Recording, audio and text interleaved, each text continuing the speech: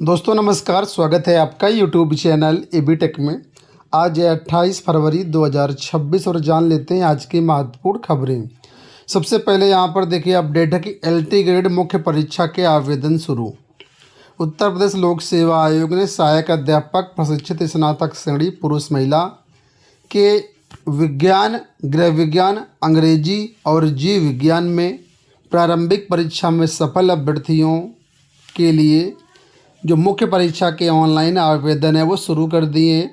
16 मार्च तक आप आवेदन कर सकते हैं और उसके बाद हार्ड कॉपी जमा कराने की लास्ट डेट रहेगी 23 मार्च। आप डाक द्वारा या आयोग के काउंटर पर जाकर कर व्यक्तिगत रूप से भी जमा कर सकते हैं। आवेदन से पहले अभ्यर्थियों को OTR नंबर और पासवर्ड के माध्यम से स्वयं को प्रमाणित करना होगा कि आप वही व्यक्ति हैं, दूसरा कोई तो नहीं है।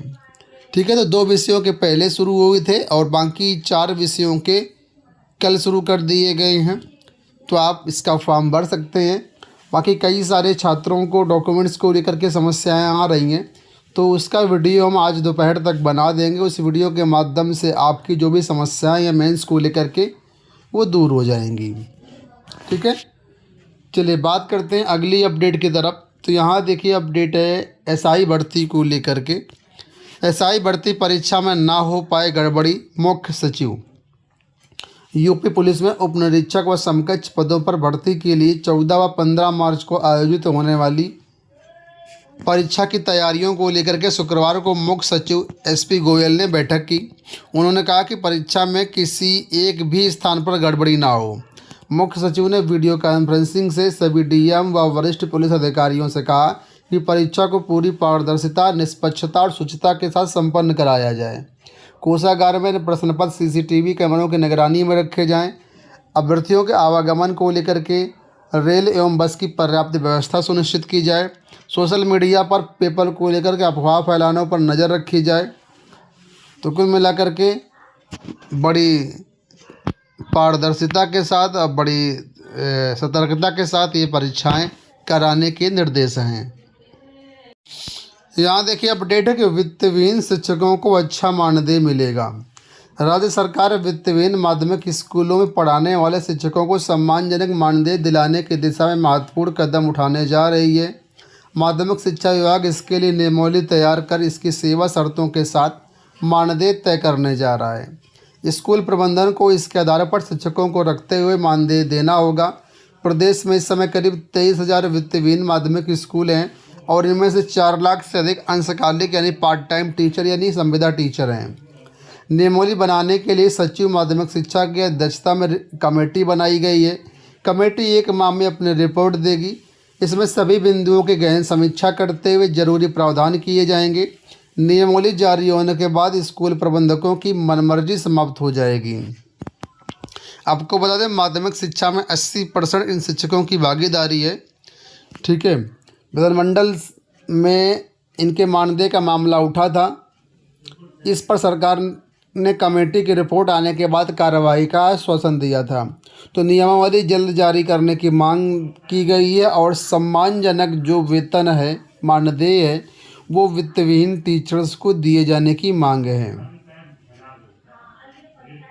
वॉक-इन इंटरव्यू में चयनित 225 डॉक्टरों की भर्ती निरस्त। प्रदेश के सरकारी अस्पतालों में चिकित्सकों की कमी दूर करने के लिए MBBS डॉक्टरों की भर्ती को स्वास्थ्य महानिदेशालय ने निरस्त कर दिया है। आरोप है कि वॉक-इन इंटरव्यू के जरिए इस भर्ती में काफ़ी गड़बड़ी हुई थी। आरोपियों की प्रारंभिक जांच में इसका खुलासा भी हुआ, जिसके बाद भर्ती को निरस्त कर दिया गया है। तो ये अच्छी बात है कि वॉक-इन इंटरव्यू के आधार पर क्या किसी की क्वालिफिकेशन और जज कर सकते हैं आप। छत्तीसगढ़ शिक्षक भर्तियों को लेकर के अपडेट है।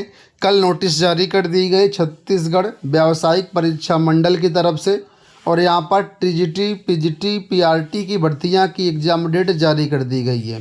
देखिए लिखा है वर्ष 2026 में आयोजित की जाने वाली परीक्षाओं का दिनांक 15 अक्टूबर 2025 को जारी कैलेंडर के आरक्षित तिथियों के संबंध में। तो यहाँ पर ये जो एग्ज़ाम डेट है आपके सामने आज, जो कि ये सहायक शिक्षक की 11 अक्टूबर को है, शिक्षक की 25 अक्टूबर को है और प्रवक्ता की 29 नवंबर को है। तो जो भी अभ्यर्थी छत्तीसगढ़ से हैं या इस भर्तियों में इंटरेस्ट है तो वो लोग एग्ज़ाम डेट देख लें। देखिए, लेखपाल भर्ती की कट ऑफ जारी कर दी गई है। लेखपाल भर्ती में कैसे कैसे प्रश्न आएंगे उसका सिलेबस आपके सामने है। मुख्य परीक्षा जो लेखपाल की होगी उसमें 100 प्रश्न होंगे। एक पेपर होगा आपका, 2 घंटे का समय होगा। परीक्षा के लिए सभी मल्टीपल चॉइस क्वेश्चन आपसे पूछे जाएंगे। प्रत्येक प्रश्न 1 नंबर का होगा और गलत उत्तर के लिए 1/4 की नेगेटिव मार्किंग का प्रावधान है। तो क्या क्या टॉपिक पढ़ना है आपको, तो यहाँ पर देखिए कई सारे टॉपिक यहाँ पर कुल मिला करके हैं।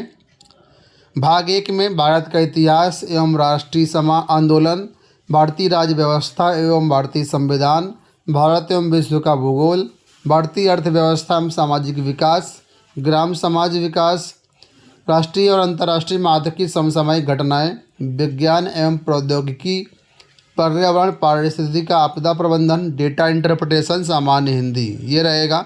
भाग 2 में कंप्यूटर और सूचना प्रौद्योगिकी की अवधारणाओं एवं इस क्षेत्र में समसामयिक प्रौद्योगिकी विकास एवं नवाचार का ज्ञान, और भाग 3 में रहेगा उत्तर प्रदेश स्पेशल। कुल मिलाकर 100 नंबर का आपका पेपर होगा। इसी पेपर के आधार पर आपका चयन होगा। तो आप लोग अपनी तैयारी करते रहिए। बाकी जो बेस्ट बुक्स हैं हमने यहाँ पर टैग कर दी है, उनको आप चेक करके बाई कर सकते हैं। एसएससी से अपडेट है कि 39,901 अभ्यर्थी टियर 2 के लिए सफल घोषित।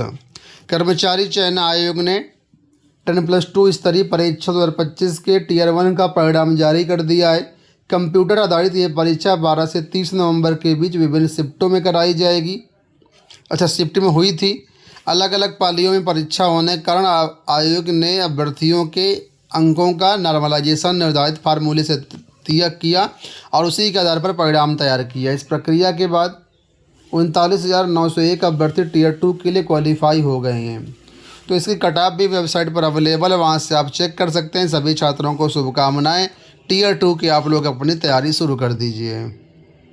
उत्तर प्रदेश सरकार ने कल एक महत्वपूर्ण आदेश पारित किया, जिसमें होली के मौके पर एक बीच में स्कूल खुले थे, कॉलेज खुले थे, ऑफिस खुले थे, उसको बंद कर दिया है और आज सभी बैंक और ऑफिस खोल दिए हैं। हालांकि विद्यालय तो पहले ही खुले थे, लेकिन जो बैंक वगैरह थे आज चतुर्थ यानी 4th सैटरडे के कारण बंद थे। लेकिन 3 तारीख को जो वर्किंग डे था उसको एडजस्ट कर दिया गया है आज 28 फरवरी में। ठीक है, उसी के बारे में यहाँ पर अपडेट है कि मुख्यमंत्री योगी आदित्यनाथ के आदेश पर 3 मार्च को सार्वजनिक अवकाश घोषित कर दिया गया है। पहले 2 और 4 मार्च को होली की छुट्टी थी, लेकिन 3 मार्च को छुट्टी घोषित कर दी गई है। इसके एवज में शनिवार को सभी सरकारी दफ्तर, बैंक, कोषागार खुले रहेंगे।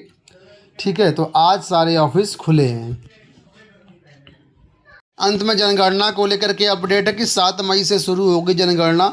2027 की प्रक्रिया 20 जून तक चलेगा फील्ड वर्क। तो प्रदेश में प्रस्तावित जनगणना 2027 की तैयारियां तेज हो गई हैं। इसके प्रथम चरण के अंतर्गत मकान सूचीकरण, मकानों की गणना की जाएगी। इसके स्वगणना की प्रक्रिया 7 मई से 21 मई तक चलेगी। दोस्तों, ये हो गई आज की सारी सूचना। इस वीडियो में इतना ही। धन्यवाद।